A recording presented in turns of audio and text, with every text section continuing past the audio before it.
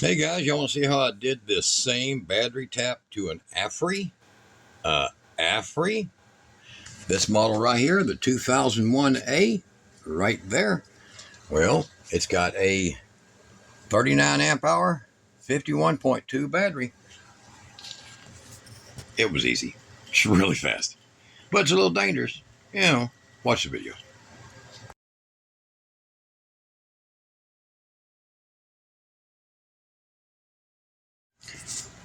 Alright guys, in this video you're going to see how I made the connections to an AFRI 2000 watt power station. This one here is a few years old. And you see right now it's got 1099 watts going, 1100. It's, however, sending out 9 over to this battery. It's a little bitty, it's tiny, 48 volt battery there. And it's sending, you see where it's showing right there, it's charging. 5442, 5443, yeah, 44. So that AFRI right now is charging this big monster 48 volt battery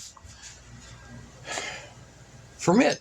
See, and it's, oh yeah, by the way, I'm actually charging it from an EcoFlow that has the same setup, a spare battery tap. Yeah, see that? All right, so one of the number one features that you want to do if you're going to do these is you want to make sure you know the operational functions on it. You want to make sure this is at 100% and the 48 volt. This is a 48 volt system for the AFRI. You want to make sure that it, let me give you a model number right quick. Right there. All right, and there's the connection in the back. Now, you want to make sure that you power this up with your disconnect. In this case is a solar circuit breaker, 60 amp. You want to make sure that is off when you power it up, and then you turn it on while it's hooked up to the battery, okay? Now, you can go look at a video if you want to see how I did that battery. None of this came with it. None of this stuff right here. I did all that so I could do what I'm doing now, okay? So, let me show you how the internal workings of the AFRI. Now, this also covers the Ucatel, similar, almost identical, except it has a little knob up here for adjusting the charging rate. Otherwise, they're pretty much identical, okay? So let me show you how. So if you have an old AFRI, you're going to look for the same style of a board that they have in there in the Shenzhen New Technology Works made product, okay? So I'm going to set that up. And right now, you look at this. It's sending, see that's a negative, so it's sending 13 amps over to that big battery, charging it while it's getting this one also charged at the same time. All right, now I'm going to grab my driver for this and I'm going to pop it open, okay? You'll be using a 3/16 or metric equivalent hex driver. See that? All right, pretty simple, pretty easy. And this one's all done from the top. You're going to pop your little covers off. You have 4 of them come off. You're going to put this up in the top, in reverse, of course, and you're going to drive those big, long cap bolts out. And they're long. They're 10.5 inch. They go all the way down into the base. So, also, the Ucatel, I'm sure somebody else had some mispronunciation, yeah, is similar. Straight up. You see that? Straight up. And this is a very serious one-piece aluminum casting. So, the only drawback to these inverters, the AFRI, is it is actually a little low on the voltage. All right, Kira, turn the light on that camera. All right, very good.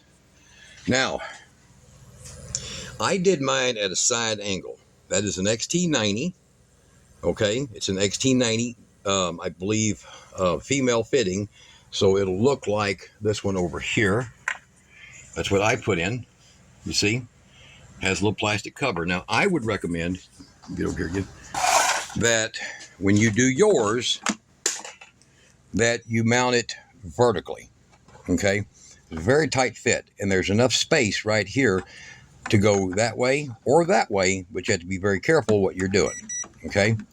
And you'll mount it vertically. Make sure you cut your hole no bigger than that'll fit snugly into, or otherwise your screws, right there, your screw holes, they won't go.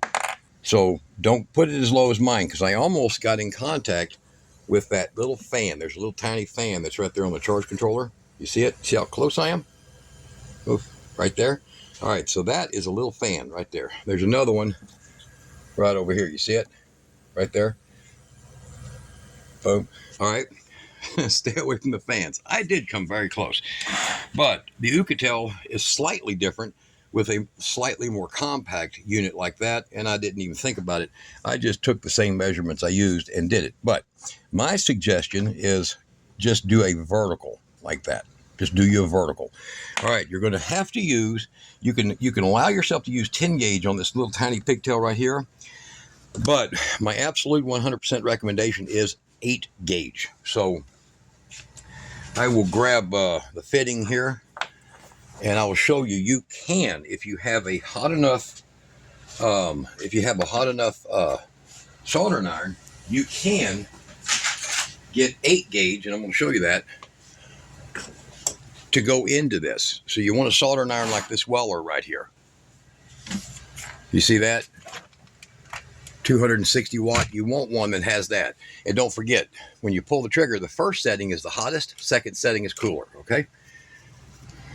And it's still continuing, look, to charge that over there.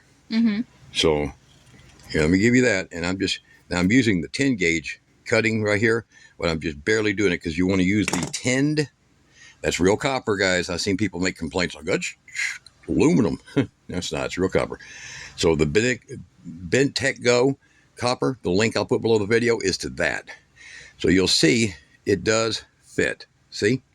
Get a good close-up of that. It does fit. And then you'll use a good quality glue marine grade shrink tube on that, like I did in mine. All right, now, so you got that installed, and you got about 13 inches of wire on it, and you've added you a couple of these. Now, this is supposed to be a number 10. Instead, that's a little bigger. But I used it. But you should be using a number 10 screw size, or an M6 bolt hole on that. Got it? 8 gauge by that. Now, here's where it's at.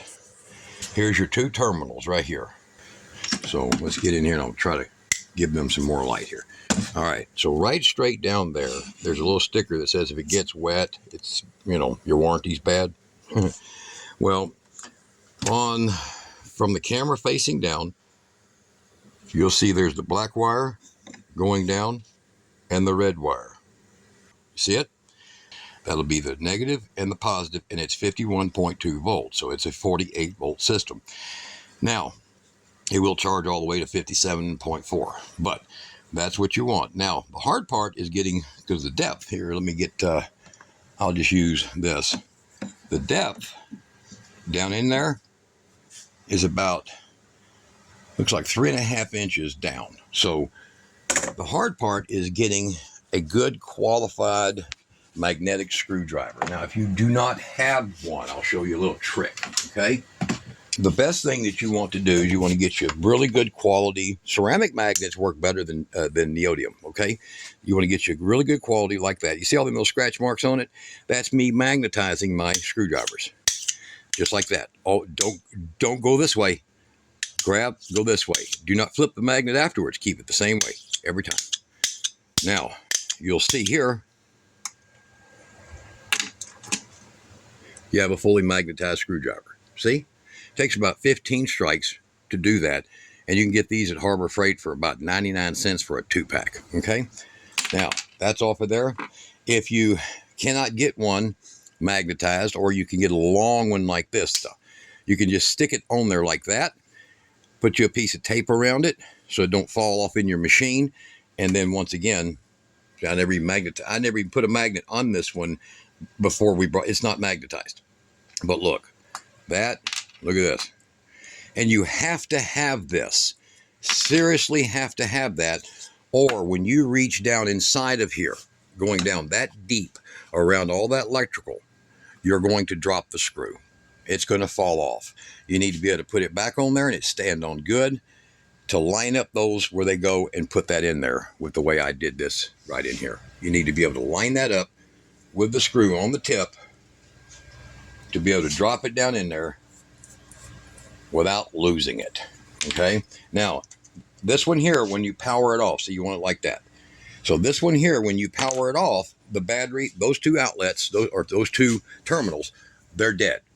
Okay, give it about 10 seconds and it's dead. The capacitors right here, they drain it down to nothing. You'll be able to reach down, fish yours in there, and get it on there. The best way to do it is to use something like a little scratch-all or whatever tool and center up the two holes of the two terminals and then drop your screw in there. It doesn't want to flip around. They're pretty static where their wires are coming in at. They're pretty static and they're not a real problem, okay? So those wires run underneath and get soldered to the board under here. That wire there is not related. Do not cut that. So there you go. There is your AFRI way of doing it. Tighten it all back up, close it up. Don't over tighten. Remember, it's on a board. Close it up, and then there you go. You will now be able to power this up. Turn on your switch that's connected to your spare battery. Now that's 314 amp hour, but it'll now make this thing run for days and days and days. Or you could just hook a 40 or a 50. Look below the video. I'll put a link to the Eco-Worthy battery. They're dirt cheap. This sits on them very nicely. It's a nice square metal box. Get the plain Jane simple battery, and you'll see a video. I'll put a link below the video how I did the P-Cron the same identical way, and you'll get you one of these, piece of DIN rail. Just follow that video. Look below this video for that video on how to do that, set that battery up, okay? And there's more videos on my channel that show this. So in the same case as this thing here, I will power this up, walk over here. I will then kick on the breaker that goes to the switch that goes to the spare battery. Okay, so now my EcoFlow has a 80 and 50 amp hour battery, and it runs forever. When I get ready to disconnect, I kill the switch in the back and then power that off. There you go. It's simple. As long as you do it that way, you're good. All right, that's the AFRI, guys. It can be done too. Okay, so I've done the Ucatel, I've done the AFRI, I've done the Dobson, I've done 4 EcoFlows, 5 Blue Eddies, 3 P-Crons, and 7 Oops, and 1 UD? Something. UD. The UD is got a 44 volt battery in it. So you have to build your own battery for those. All right, so let's show a draw right quick. I'm gonna grab this saw and you're gonna see a draw that's gonna come through here. Now, see, look, it's leveled out now. Let's get a draw on her.